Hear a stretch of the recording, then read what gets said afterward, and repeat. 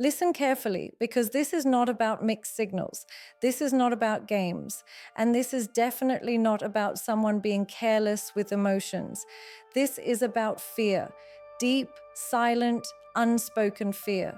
When a woman starts pulling back right at the moment things begin to feel real, most people assume disinterest. They assume avoidance. They assume rejection. But psychology tells a very different story, one that most people never pause long enough to understand. When emotions rise suddenly, when connection feels intense, when attachment starts forming faster than expected, the mind doesn't always react with excitement. Sometimes the mind reacts with panic. And for many women, that panic doesn't show up as tears or confessions. It shows up as distance, silence, confusion, a sudden change in behavior that makes no logical sense on the surface. If she starts acting hot and cold, if one day she's emotionally present and the next day emotionally unreachable, it's not always because interest disappeared. Often, it's because interest became too real, too fast, too dangerous for the emotional safety system inside her mind. Female psychology is deeply tied to emotional memory. Every experience of abandonment, betrayal, disappointment, or emotional loss gets stored, not just as a memory, but as a warning. So when a new emotional bond starts forming, the brain immediately scans the past and asks one question: what will this cost me if it ends the same way? And when the potential pain feels greater than the potential reward, self-protection activates. This is why she may suddenly become busy. This is why replies get shorter. This is why plans become uncertain. This is why she may laugh less, share less, and guard more.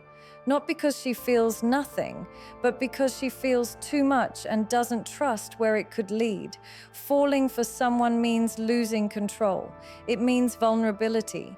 It means risking dignity, emotional balance, and sometimes self-identity. And women who have learned through experience that emotional attachment can be dangerous don't run toward that risk. They freeze, or they step back, or they build distance where closeness once existed. Another misunderstood sign is emotional contradiction. She may show care in subtle ways while verbally denying interest. She may check in indirectly. She may get jealous silently but never admit it. She may disappear, yet return with small gestures that make no sense unless you understand fear-based attachment. This inner conflict happens because two forces are fighting inside her. One is emotional desire. The other is emotional survival. Desire wants closeness. Survival wants safety. And when survival wins, distance becomes the defense mechanism. Many women are taught, consciously or unconsciously, that loving deeply makes them weak. That attachment gives others power. That showing emotional need leads to loss of respect. So when feelings start growing, the instinct isn't to lean in, it's to regain control. That's why she may suddenly act indifferent. That's why she may pretend not to care.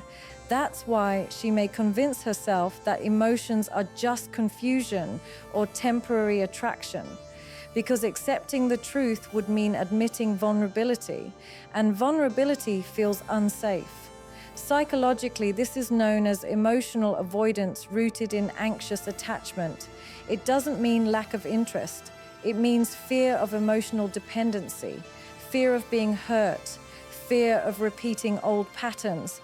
Another sign is overthinking. When feelings start developing, her mind becomes noisy. She analyzes tone, words, timing, behavior. She imagines outcomes. She prepares for disappointment before it happens. And the easiest way to quiet that mental chaos is to step away from the source of emotion itself. So she distances, not to punish, not to manipulate, but to breathe. She may also test boundaries without realizing it, pulling away to see if emotional safety remains, observing reactions from a distance, watching whether respect, consistency, and emotional stability stay intact, even when she is less available. And here's the most important psychological truth most people miss. Women don't fear falling in love. They fear falling alone. They fear investing emotionally where security is uncertain. They fear being the one who cares more. They fear becoming emotionally exposed while the other side remains unaffected. That fear doesn't come from ego. It comes from self-preservation. This is why pressure makes things worse. Chasing intensifies fear. Demanding clarity triggers withdrawal. Emotional force makes the walls go higher, because when fear is present, the nervous system interprets urgency as danger. What calms fear is consistency, emotional steadiness, absence of pressure, a sense that closeness does not require loss of self.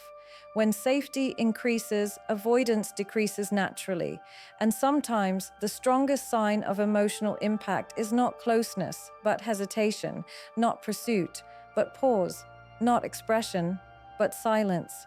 Silence doesn't always mean absence of feeling. Sometimes it means feelings are too loud to control. She may need space not to forget, but to understand what she's feeling. She may step back not to end, but to protect what could exist if fear didn't interfere. She may appear distant while internally fighting emotions she never planned to have.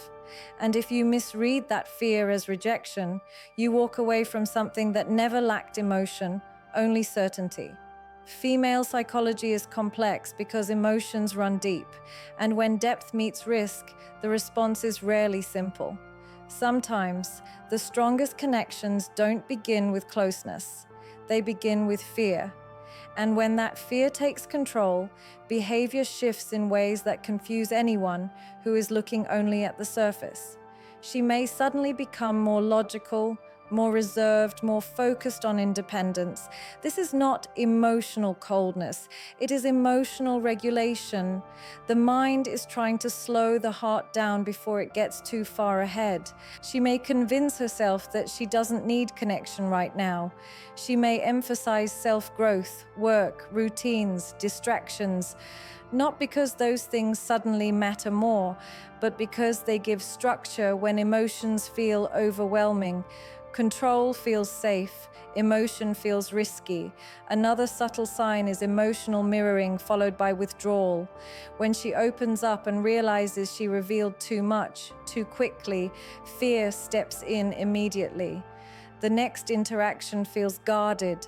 The openness disappears. The tone changes. This isn't inconsistency, it's self-correction driven by anxiety. Women who are scared of falling often replay conversations in their minds. They wonder if they showed too much interest, if they seemed too available, if they gave away emotional leverage. And once that thought appears, distance becomes a way to rebalance power internally. There is also the fear of expectation. Once feelings grow, expectations naturally follow, and expectations create responsibility, emotional responsibility, the pressure to show up, to respond correctly, to not disappoint. For someone who already fears emotional failure, this pressure can feel suffocating, so she slows everything down. She may take longer to reply, not to play games, but to feel in control of her emotions. She may keep conversations light, even when depth exists beneath the surface. Humor becomes a shield, casualness becomes armor. Sometimes she disappears, not because she wants absence, but because she needs reassurance without asking for it. She watches what happens when she steps back, whether respect remains, whether emotional stability stays consistent, whether the connection collapses or holds its shape. This observation phase is deeply psychological.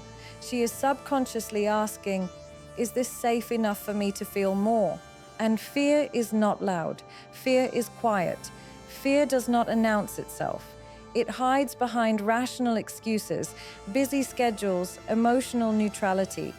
But it reveals itself through hesitation, contradiction, and internal conflict. She may also struggle with identity. Strong emotional attachment can feel like losing autonomy, and many women who have fought hard to rebuild themselves after emotional damage are terrified of losing that progress. Falling for someone feels like handing power over something she worked to protect, so she resists, not the person, but the feeling.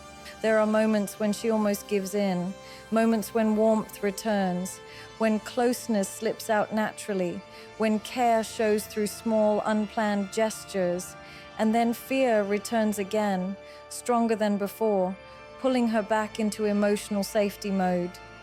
This cycle continues until either safety outweighs fear or fear convinces her to detach completely. And the difference between those outcomes is rarely words. It's emotional consistency over time.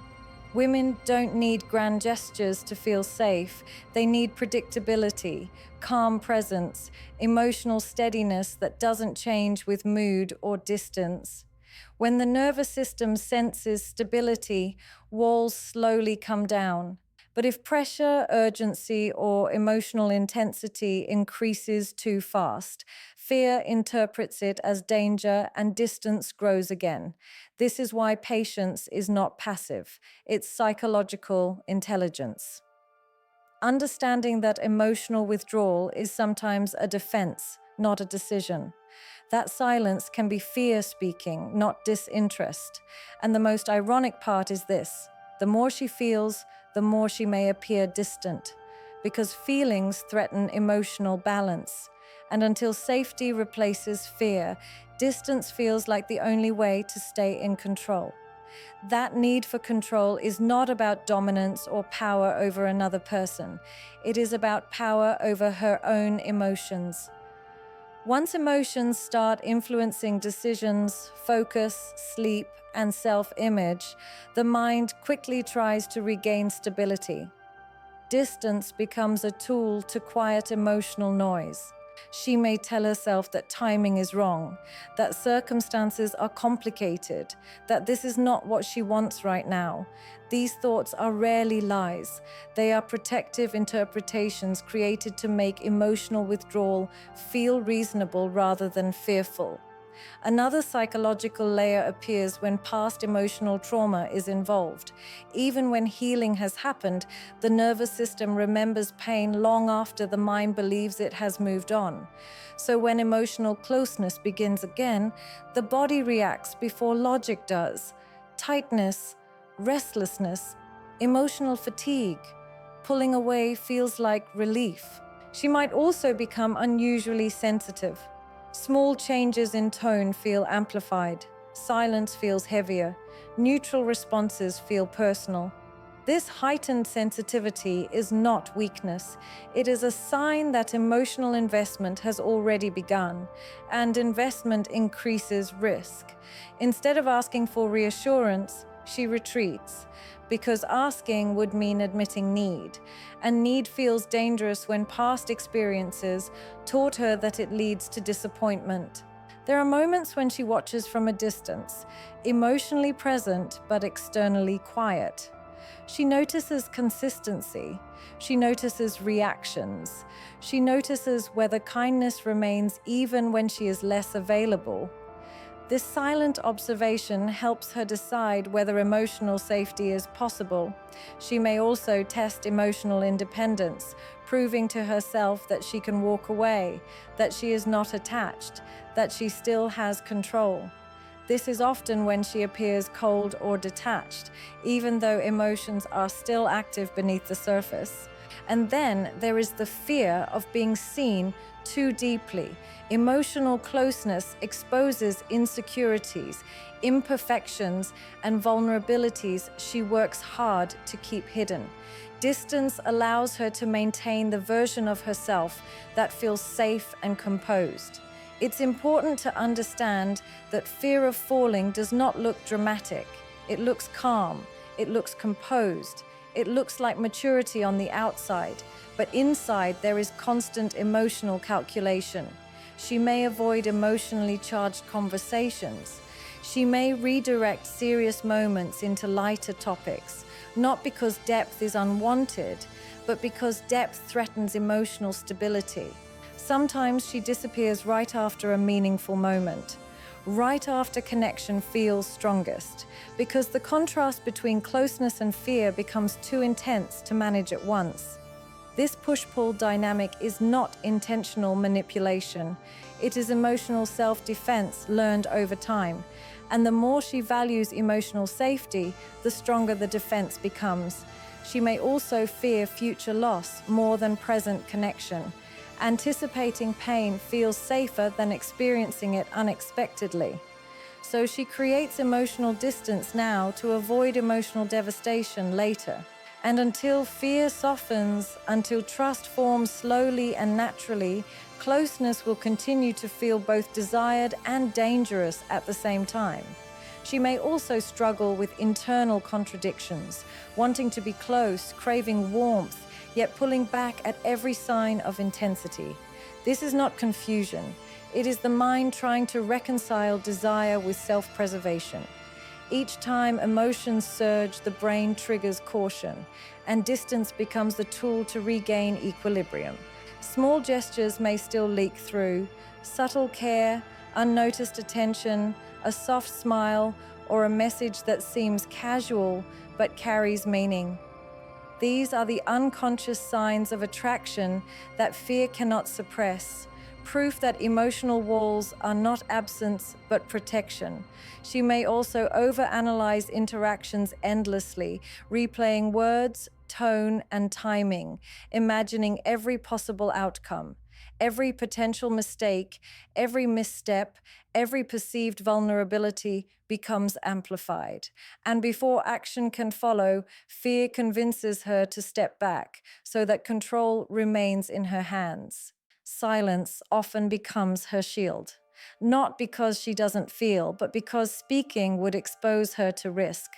Vulnerability, once acknowledged, cannot be undone, and the mind instinctively avoids situations where pain may follow attachment. Even laughter may change. She might joke more, deflect deeper topics, or create emotional distance through lightness. Humor becomes armor, casualness becomes a protective barrier. And this behavior is misread too often as disinterest, when it is in fact a sophisticated survival response. There are moments when she almost lets go of caution, when warmth slips through naturally, when her actions show genuine care. And then fear returns, sometimes stronger than before, reinforcing the walls she is desperate to maintain. She may measure reactions silently, testing consistency without asking outright, observing stability, watching patience, gauging kindness. These subtle evaluations determine whether she can safely allow herself to feel more. Emotional attachment requires assurance that risk is worth taking. Fear can also manifest as impatience with vulnerability, her own or others.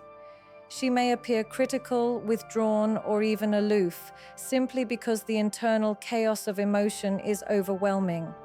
The mind struggles to manage intensity, so distance becomes the only strategy that provides relief. Attachment may feel like a loss of autonomy, a surrender of control, which can be terrifying for someone who has invested deeply in self-reliance. This internal tension between desire and self-protection explains why emotional retreat happens even when interest is undeniable. And the paradox is that the stronger the feelings, the more pronounced the withdrawal. Love or attachment is not linear. It is a pendulum swinging between desire and defense. Understanding this is essential to decoding the behavior rooted in fear rather than absence. She may avoid heavy topics, postpone emotionally intimate conversations, or redirect connection into safer, lighter areas. This is not avoidance of emotion itself. It is a protective recalibration, a way for the nervous system to manage intensity without shutting down completely. Her mind constantly evaluates risk versus reward. Every interaction, every word, every gesture is weighed against potential emotional fallout. Distance emerges not from lack of feeling, but from a need to regulate and protect the fragile balance between desire and fear. Even small inconsistencies, delayed replies, brief absences, moments of emotional neutrality are often survival mechanisms. They are not statements of disinterest, but of fear. Fear of attachment, fear of exposure, fear of repeating past pain. She may create imaginary barriers, rationalizing distance with logic and timing, convincing herself that withdrawal is temporary or necessary. These mental narratives are the way fear communicates with consciousness, keeping emotions in check while desire simmers beneath the surface. Every protective action is layered with emotion. Distance, silence, withdrawal, they are not empty gestures. They are attempts to manage intensity while keeping vulnerability contained. Recognizing this allows a deeper understanding of female psychology. Fear does not negate emotion, it shapes how emotion is expressed. She may even test emotional boundaries indirectly, stepping back to see if patience remains, if stability holds, if consistency persists. These tests are silent inquiries. Can safety exist here? Can attachment grow without jeopardizing emotional security? And until that safety is perceived as reliable, until the nervous system senses control and stability, the pattern will repeat: approach, retreat, desire, fear, distance. It is a cycle driven not by disinterest, but by deeply ingrained mechanisms of self-protection. Her fear is subtle, yet powerful. It is not loud or demanding. It hides behind casual remarks, understated gestures, and carefully measured distance. Yet it defines every interaction, every choice, every hesitation. Even affection may be tempered, measured, restrained. Emotional expression becomes a calculated risk, and every step forward is accompanied by internal questioning. Is this safe? Can I let go?